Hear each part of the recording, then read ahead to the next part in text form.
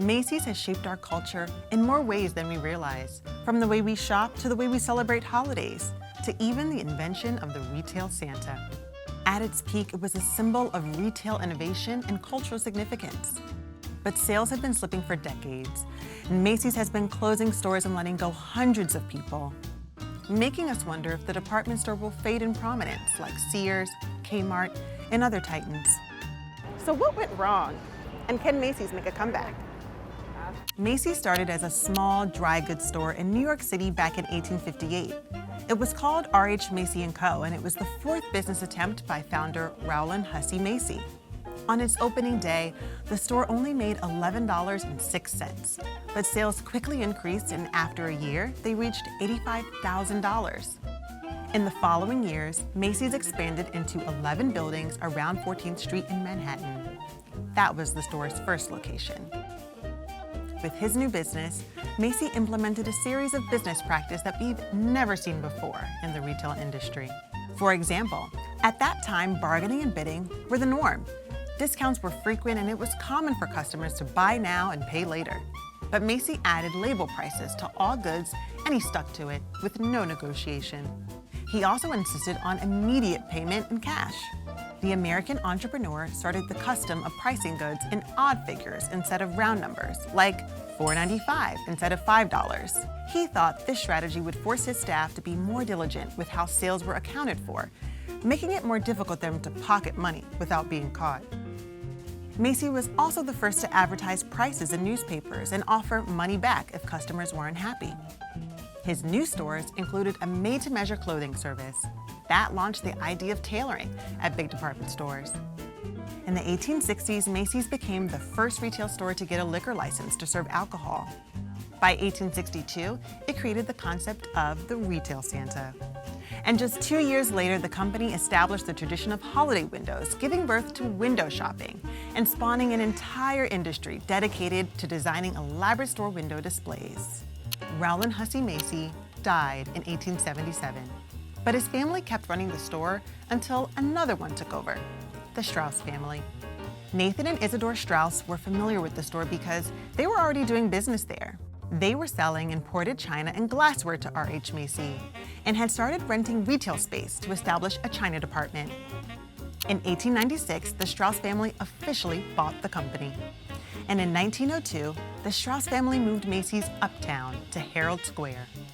The move was a meticulously planned operation. It included a procession of 250 delivery wagons, all going up 6th Avenue. The New York Times reported that it was the greatest moving that ever happened in New York. That 9-story store here would become an iconic location in pop culture. It had 33 elevators and 4 wooden escalators, one of the first to be used in an American store. It initially consisted of just one building and was about 1 million square feet. But the store soon expanded through new construction, eventually taking up almost the whole block, making it a little over 2 million square feet. The department store had everything except for one corner. This tiny slice of Manhattan is known as the $1 Million Corner because Macy's has never been able to buy it. And with all this new construction, Macy's eventually became the world's largest store in 1924. The same year, they hosted their first Thanksgiving Day parade, which included animals from the Central Park Zoo. 10,000 people gathered to watch this amazing event. After a few additions, elaborate floats were introduced and became an essential part of this iconic parade.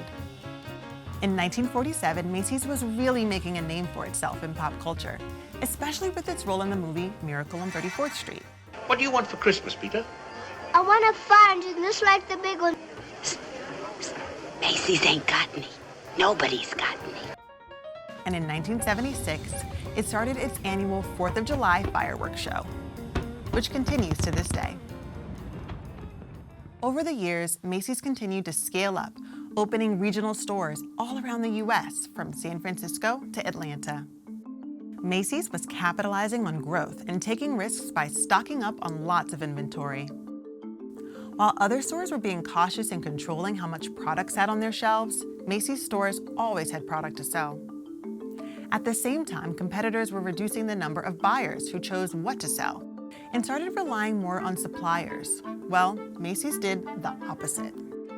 They hired more specialized buyers so that each could focus on specific sections of the store. That helped them identify products that customers would love and even uncover new business opportunities. And while other retailers were investing in research and strategic planning, setting firm targets for return on investment and other benchmarks, Macy's didn't. They didn't really believe in having strict returns on financial goals. So in the mid-1980s, the iconic department store started seeing the first signs of trouble. The whole retail industry was experiencing an economic slowdown, but for Macy's, the downturn was worse because they had already had high internal costs. The company was spending a lot of money rolling out more private label products and on ads to attract upscale customers. Their $500 million expansion across the American South also didn't help. Reports suggest they overestimated demand, which led to stockpiling way beyond anticipated sales. They also had to slash prices to clear out their excess stock. All of that made it very hard for Macy's to pay its bills. Crushed by a $6 billion debt, Macy's filed for bankruptcy in 1992. By 1994, Macy's was acquired by Federated Department Stores, a company that already owned its rivals like Bloomingdale's and Abraham and Straus. With this purchase, it became the largest department store retailer in America. In the 2000s, the company tried a few different strategies to revitalize its business. It launched new brands and smaller stores. It also started some major collaborations with celebrities like Kate Moss and Sarah Jessica Parker. It beefed up its rewards card to attract shoppers and opened its off-price store, Macy's Backstage. But Macy's has been slow to adapt to online shopping and new consumer trends at a time when many customers were already walking away from department stores. On top of that, Macy's has been facing stronger competition from discount retailers like TJ Maxx and Burlington, and more recently, from fast fashion giants like Zara, H&M, and newcomers like Shein and Temu. So Macy's has not been able to slow down this retail apocalypse.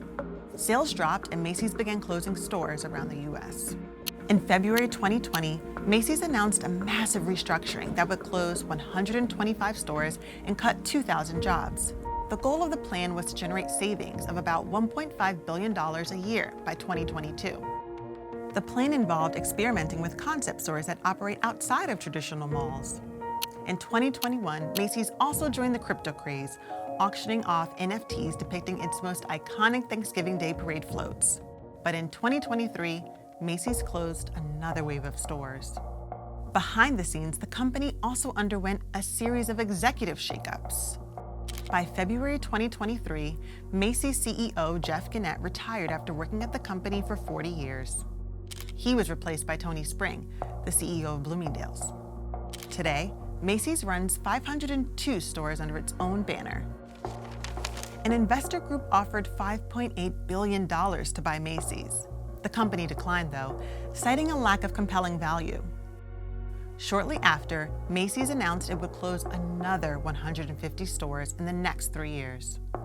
The closures will leave the company with about 350 full-size Macy's department stores. That's less than half of what they had a decade ago.